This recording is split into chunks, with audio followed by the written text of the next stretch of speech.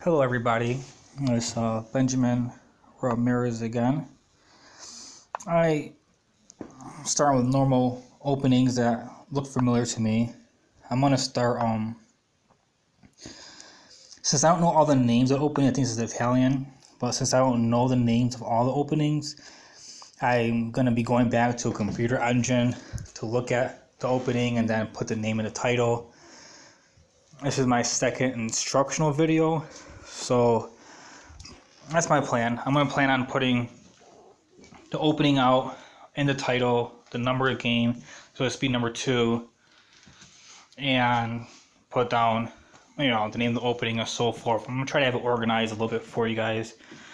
I figured if I do one video a day, that it will lead to, after I do one video a day, it will lead to 365, which means you have a hard time finding videos unless I label them. So that was my thought on that. I'm not really an expert player or anything like that. I do well for the most part, but I'm not really, professional. This is the opening that I like. So whenever someone does 2 nights, I always do this. It's just something I enjoy. Most people play D5 here. And I capture and so forth. It's not really an actual trap, but yeah, that's what most people do play. And I just simply recapture, threatening the knight. The knight moves, usually. In this case, it did not. So, very interesting, because I did not learn what to do here. This is something I don't really familiar with, so now I have to take my time.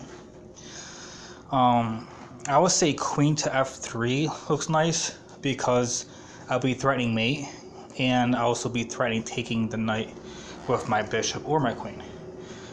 He can take my knight with his queen right now. I'm not sure how knight taking pawn will be if he takes with his king. I can my queen up to f3, calling check, threatening his knight. He can't move his knight because of the pin, which means I would be able to get the knight anyways. So if I move the queen now, he can capture and I take the knight. If I move my knight up, and let's say he captures with his king, then I can call check and then take the knight. And I like that idea. I want to go over it a little bit because I still make mistakes, so I want to consider other options or possibilities. If I capture, he captures, I come in and call check. After I call check, he can't move his knight. He can move his queen up. I capture. He recaptures, I take. I think it's fairly safe. Alright, I'm gonna go for it. Wish me luck on my thought process, and if this is an actual opening, I will find out very soon. And if he moves his king over one, I cannot do what I was thinking of because of he had 2 defenders on against the knight. I had to move my knight up 1. I did not consider that. However, another knight attacking would be sufficient enough to. And I pretty much got lucky with that. I did not consider that. So. And this is how I lose pieces sometimes, is that I don't consider as much as a more advanced or expert player. So I try to put some combinations in. My first thing to get as far as I did involved just trying to make sure I don't have loose pieces. After you successfully completing and making sure you don't have loose pieces, then you can try to advance more. And that's what I'm starting to have some trouble with. And he is,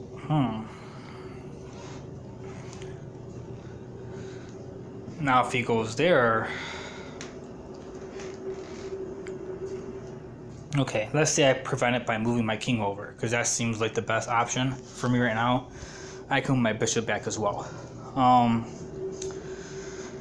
If I retreat, he can move his pawn up to c6, preventing any attack that I was doing against him. So I hope not to do that. if I try to kick the knight, he can just call a check and take my rook. So I can't simply just kick the knight out. I can't simply ignore it. If I want my piece back, he can use his pawn. So what I'm going to end up having to do here is defending that side, either with my king or bishop, and then move my pawn up one so that I can get my bishop into play. Or on top of that, castling with my rook in play. His king is out in the open. I am down a piece, so it's not over, because I can create a lot of threats, just not this moment. So I'm going to have to develop a lot of pieces, and I'm going to do as quickly as possible. So I like my bishop. I'm probably going to move it back to defend. I can also actually move my bishop back one to defend, then castle into my rook, or move my castle over one and then my rook to e1. That would actually save me a move. It will prevent me from castling, but it would save me a move to get my pieces into play. And right now, I want to just get everything out in the open. His bishop can possibly go to g4 sometime if he moves his knight back and his bishop forward. I'm just going to have to be careful with that, and I'm going to have to watch it. So I think this will save me time, even though it's not really recommended because you like to castle. But in this situation, I see him defending his knight like that. And now I can move my rook up, and then I'm going to have to create more threats. After my rook, move my pawn to d4 is basically my goal. Because like I said, he's out in the open, and I want to punish him for it.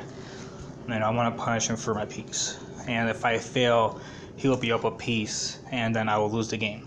So, and I have a good opportunity to go back, look at openings, try to find that opening, see what I could have done differently, because I had never had anyone do that. Well, I mean, I probably did in the past. I haven't played for a few years, getting back into it, been playing for about a month and doing pretty well, and I want to stay on it. So this time I want to stay in chess and actually do well and eventually be masters. I don't care too much for a grandmaster title. I don't really feel like that's going to happen. But masters, I'd be happy with that. I would be. So, okay. Now, I did consider moving my bishop back before. It's too early to attack, I think. If I move up, he can capture it with a pawn or capture it with the knight, and I'll just lose more pieces. So right now, I don't want to lose any more pieces since I'm down a piece. I want to make it as complicated as possible, which can go bad for me because I don't calculate as much as I need to for that, but it's something that I have to do. So his bishop is moving in. Now I want to attack his pawn with the rook, with the, my pawn. I feel that it's going to also open my bishop. So my pawn up, if he can't capture, he can't move the pawn down. I'm going to be threatening all kinds of stuff, and let's see how he handles it. I'm kind of talking a lot too and running the clock down, and I feel like I'm not good enough to really run my own clock down by talking, so I hope I do well.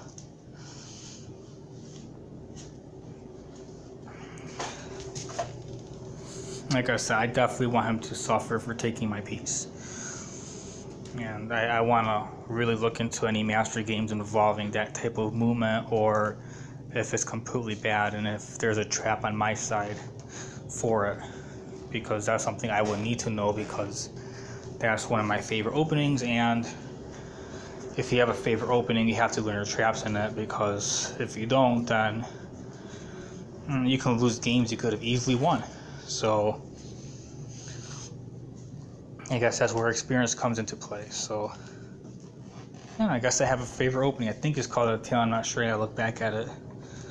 Pawn, knight, and then bishop out on the c4 square. e4, knight f3, bishop c4 is kind of my favorite, so I'm gonna have to look it up on my own time. He kind of retreats. So now, do I take the pawn, the rook? Do I move my queen to f5? If I did, what would that look like?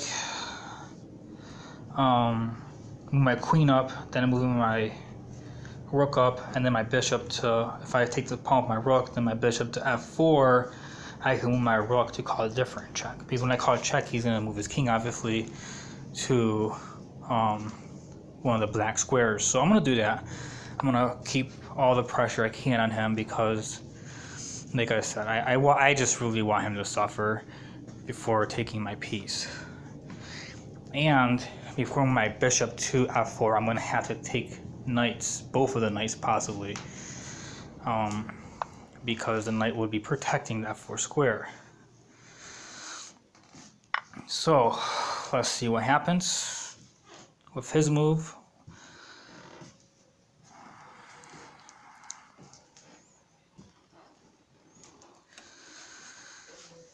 His bishop is blocked in. He moved it into a square that, like I said, I didn't think was productive, and right now was horrible for him because I moved my queen in a spot that shows him how unproductive that move really was.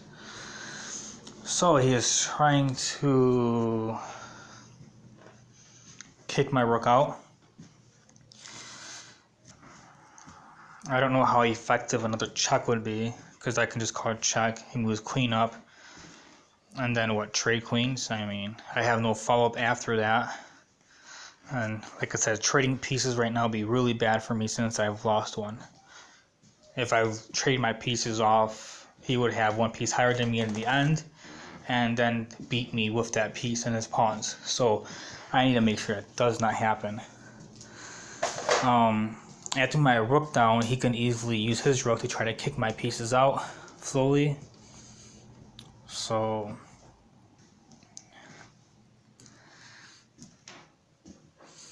yeah, his thing is a little bit more defended than I would wanted it to be.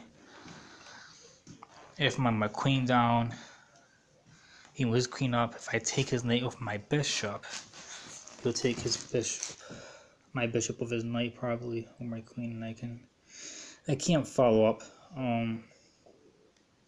I probably should retreat. I don't see a best square to retreat to. I don't know. e4, e2, e1.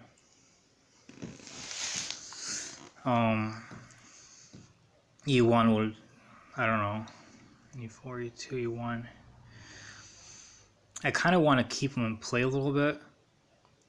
e4 would allow me to move him back and forth on the 4 file, but also make him, he can take my knight with his knight, I take it back, he can move his pawn down, threatening my rook, and then maybe creating attacks of his own later. I'm not sure how good that would be for him, but I'd have to move my rook.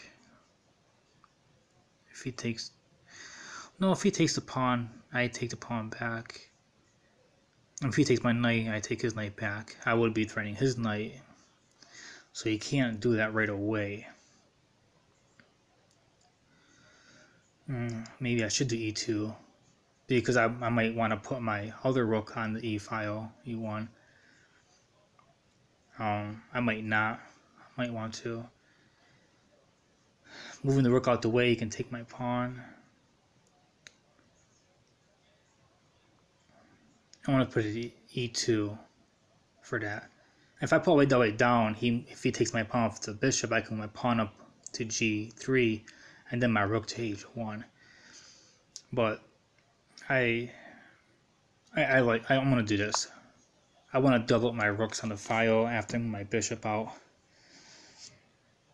Move my bishop to g5 possibly, trying to move his queen a little bit.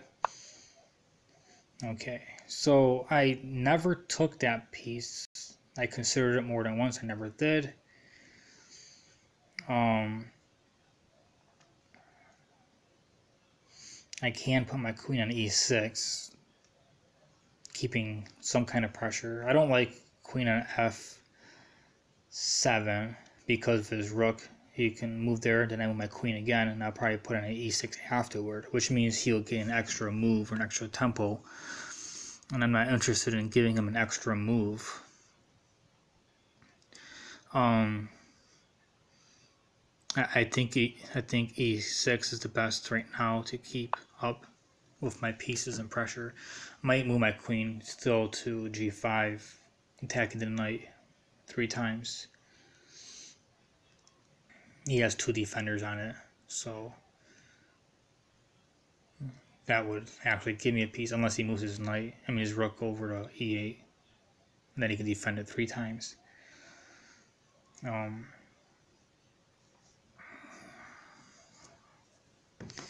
So right now my other knight is not anymore a factor in this squabble. I want to put all my pieces out there. Okay, that's what I thought he might do. Now, if I move my bishop to g5, right now he can try to kick it out by h6, then g5. It'll kick my bishop back. I don't know how good or bad that really is right now. My knight can capture on b5 for no good reason at the moment, but that would allow me to play my bishop later on in a file that can possibly attack the king. So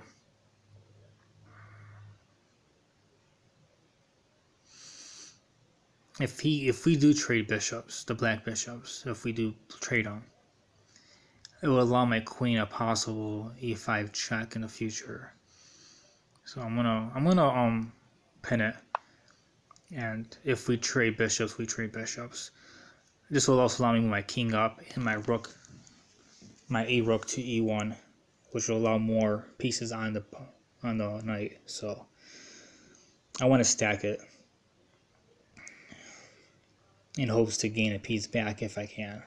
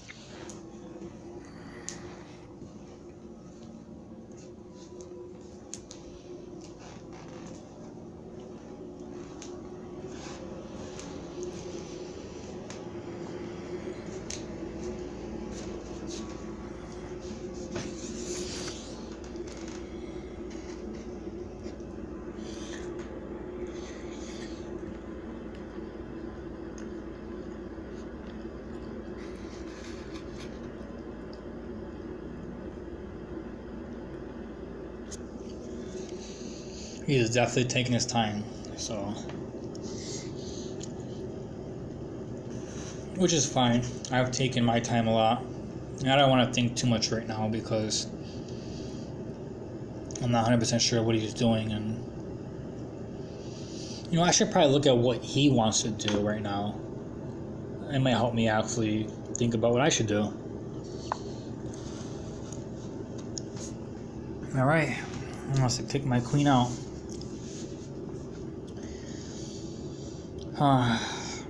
Well, it stops the pin, allows him to move his knight. If he does move his knight,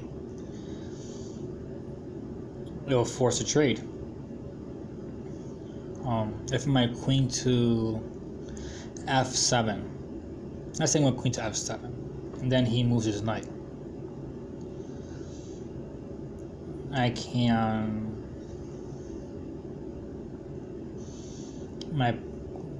it's gonna be kind of, he would be able to move his knight to d5 again, where it was before. If I take it with my bishop, he can capture my queen with his queen. I can go back and capture with my bishop. He can take my knight, my rook with his rook. I'll capture it back, and we can bring it back on. We're really trading all our pieces, and that's not good for me. So f7 would, I can see variations that make me trade all kinds of pieces, and right now he's more protected than before, so my attack was not very good. I didn't use my momentum well enough to do that. I gotta look at that knight move in the beginning to see what I could have done differently. I think since I never seen it, there's a good chance that it was a bad move, and the way this game is turning out, I probably didn't do what I should have done.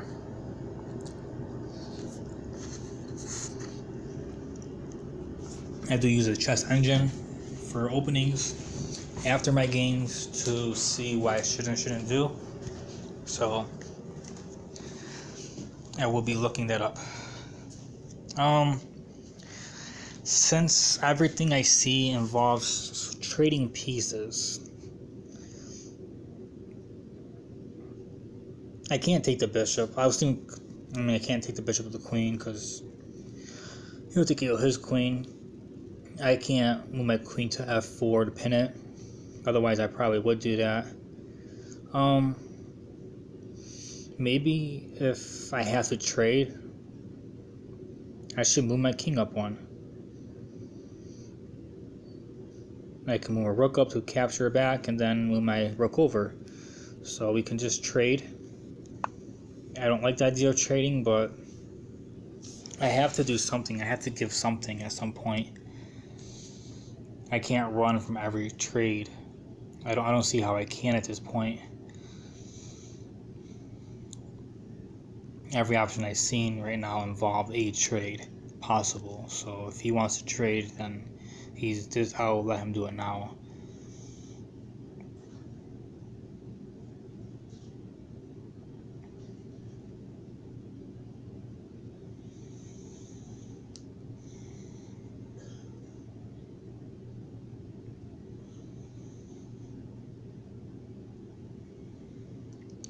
I do have a pawn advantage. I didn't consider that. If we do trade and run out of material, I would have to use some type of pawn chain combination to win. So if we do trade down, I'm gonna want to trade the bishops. No, we need to trade one bishop. That way I can use a link and try to trade both his knights for one of my knights and one of my bishops. That way I can create a situation where he can't attack my pawns with his bishop. That is something I might have to do, because I'm not simply just down a piece, I have 2 extra pawns. So I might have an okay endgame if we do end up trading. I would just have to attempt to find a way to make sure at the end of the trade he only has a bishop left. So that's the only way I can think of winning and bringing my pawns down.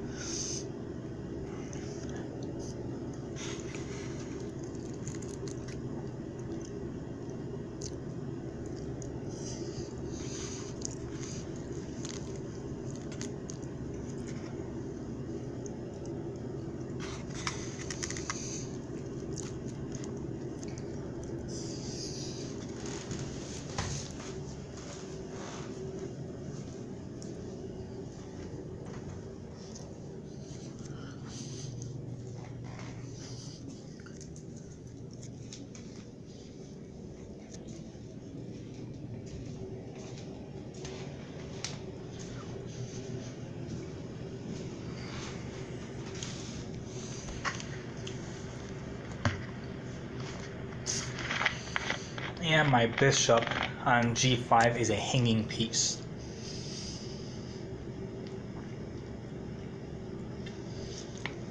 Hanging pieces means unprotected.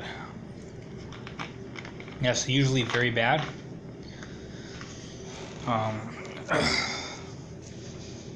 Because if you can find a combination or a tactic, hanging pieces are usually very vulnerable compared to pieces that are protected.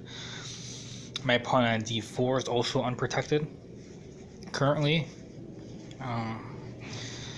h2 is unprotected, however, I explained that earlier about what I can do. Get traded. I guess I'm going to trade down in hopes that we end up with no pieces and him end up with one bishop. I'm going to try to win with that endgame scenario. I don't like the idea of giving him the e-file, but I don't see much of a choice right now. Now if I move my rook all the way back to e1, he can capture, I can recapture, and then I'll still have the e-file, but then he can move his bishop down. Actually, I need my rook on e-file in case he brings the bishop down, so I can bring to h2. That way I can bring my pawn to g1 and smother that. His knight is also threatening my pawn, which is hanging, which I just said is hanging. I don't need to actually move my rooks because my bishop is protecting my rook. I was so focused on the file that I completely forgot that I was doing that. So I can actually protect my pawn with my bishop. My rook is fine. And that's what I'm gonna do. And I need an endgame with my pawns. So I'm gonna do that the best I can. I need my pawns. I can't give one pawn away right now. Any pawn I give away, it can lead to me losing the game.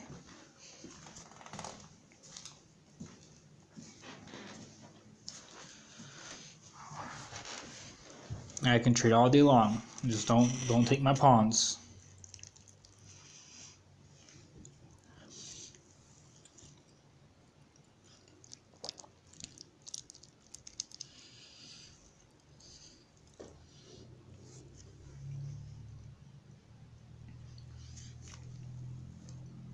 I'm sorry, I hope you guys don't hear me eating. I wasn't sure if that was loud or not. Okay. Now I can trap his bishop in. He can protect it by moving his pawn over. I mean his c pawn down. He can protect his bishop because then my rook won't be able to get back there. But I can answer with moving my pawn up one, protecting my rook, blocking the file, and then he can go down and attack my bishop again, which means I'll lose bishop for bishop. So that won't be very good for me. I want to get a full piece, not trade bishop for bishop, especially since he took one of my pawns. Okay, he did that. If I recapture,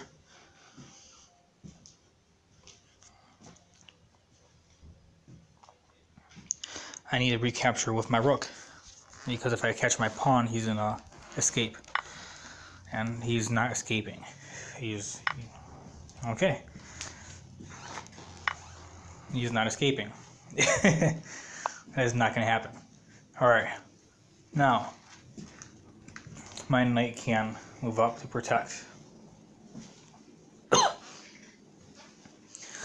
If I do that, he can move his pawn down, attacking my rook with his bishop. If I move my pawn up one, he will be attacking the pawn twice to my one defender and can't continue his attack. So I might have to move my king over one to f3. And if he moves one down, call it check. If I move, he can call it down again, threatening my bishop. So I can't do that. Oh, it's just tough. I really need to get my piece back. The only available square I have that doesn't involve me losing my piece would be either d2 or f4. So, and I'm running down the time, so I gotta think fast. If I go to d2, he can pin my pawn again, and then I have no way to defend it. So I'm gonna go with f4. This will allow me to move my knight to e2 and possibly my c pawn up one, giving my bishop a way out if needed, and also protecting my pawn. And then if I need to move my knight again, I will. This would definitely give me some leeway. The only thing I don't like about my knight being on e2 and my pawn on c3 is that, okay, and I'm perfectly fine with that trade. Like I said, I want to do trades. Its only problem is that it's gonna make my pawn vulnerable, so I'm gonna capture. You can recapture.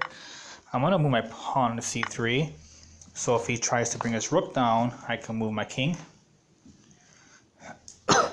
He can call check. And if I move to f3, I'll be safe because he can no longer use that bishop threat.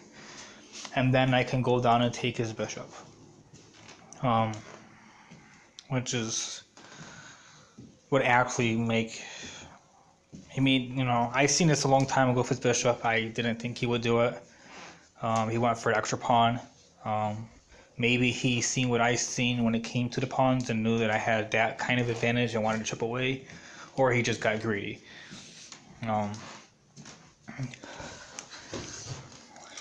So let's see how this works.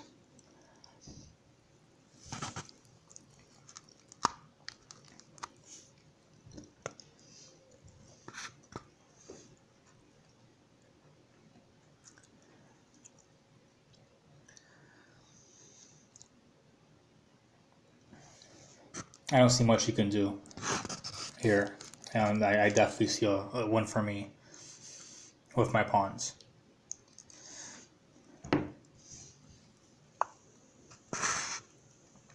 Okay, just move his king. Let's go ahead and do this. If he moves his pawn up to a5, I'll just want pawn to a3. So if he pushes it down, I can move my bishop back one. Mine and his bishop are basically the same position. Right now, mine's most hacker, his defender, but basically the same squares. So.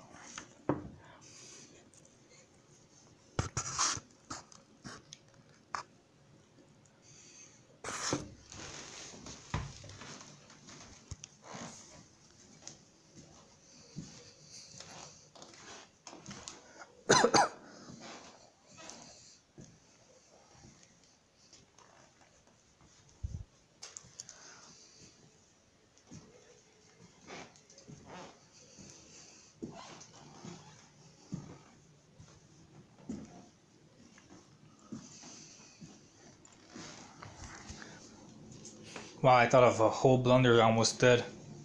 When my rook to h5 and then taking the pawn with the bishop. I'm like, I have two attackers, he has one defender, and for a second there I forgot the king was a defender. That would have been horrible.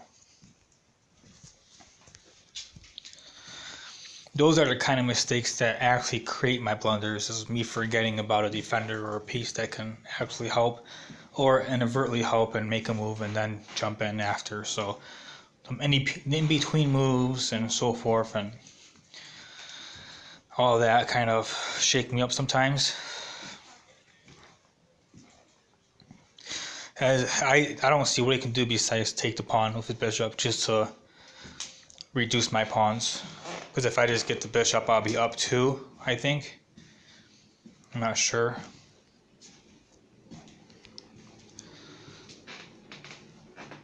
No, I'll be up 1 pawn. Alright, well, here we go.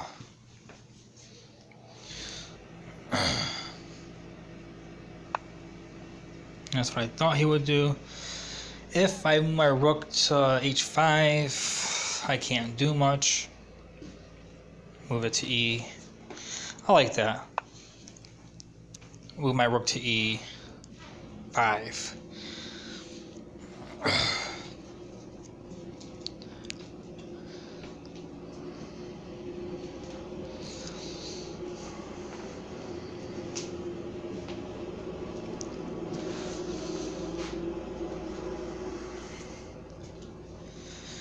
If the rook goes to e5 and I can't do anything about the d5 pawn, then I will be maybe seen that and didn't like it, but I do want some pawn play, so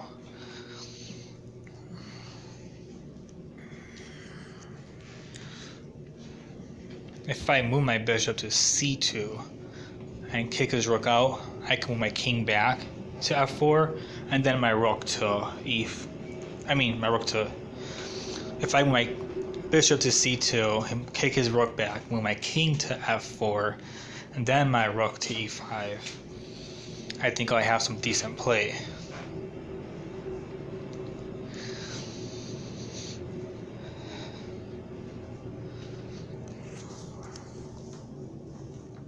I mean, this can go either way with a draw or not, but I think I can win this one with my pawns.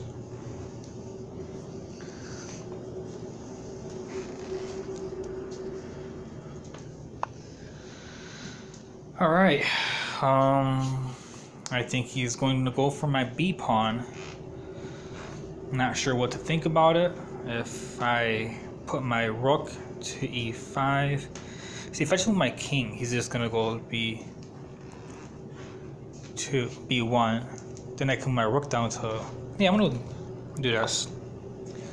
See what he does. If he moves the king to b1, then I'll just move my rook to h2. I mean, I can always do something else with that. Alright, he did that. I don't know why I didn't think about that move. I don't even know if that's really that bad or not. But it's definitely chipping away at my pawns.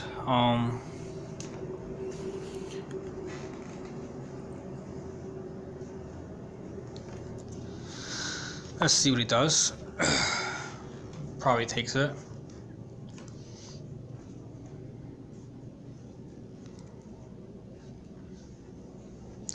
I might have made a big mistake without realizing it.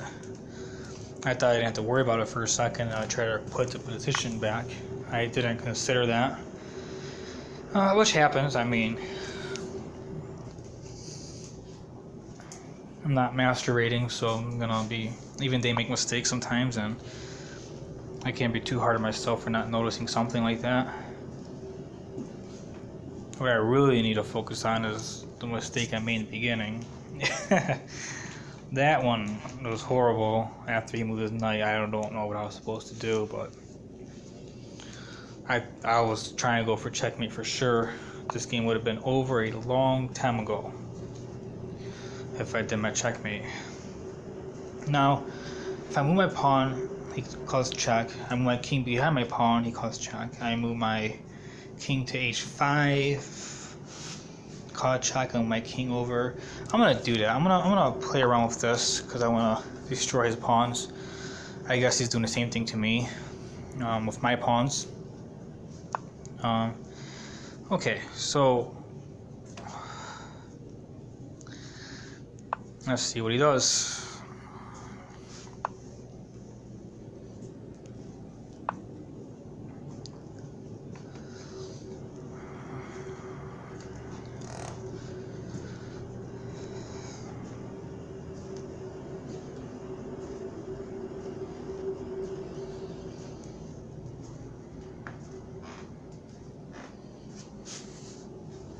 Now, if he moves his rook to g1,